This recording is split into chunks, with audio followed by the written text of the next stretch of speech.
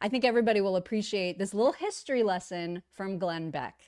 Do we need a Department of Defense or a Department of War?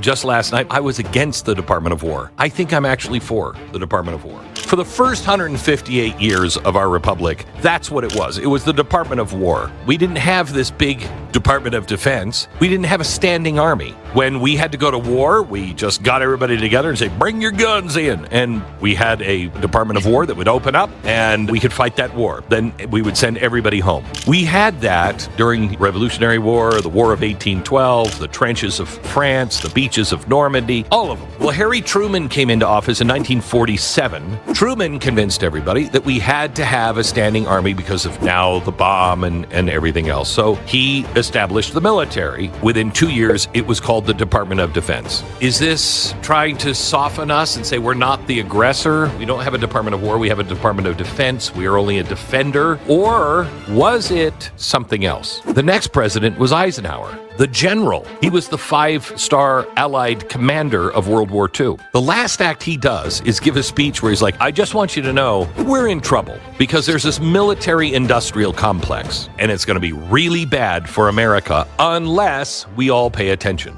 And it's going to start convincing you that we should be at war when maybe we shouldn't, because it will be good for the military-industrial complex. We started spending money like there was no tomorrow, and we ended up here. So the president comes out and he says, I really, really think we need the Department of War. When you think of defense, what do you think? Cybersecurity, and we've got spy programs. But when you think of war, what do you think? My children are going to die. I think Donald Trump is trying to remind us that's the reality of our Defense Department. Yes. And we keep getting roped into all of these wars that are meaningless. Why? Because somebody's making money. Yes.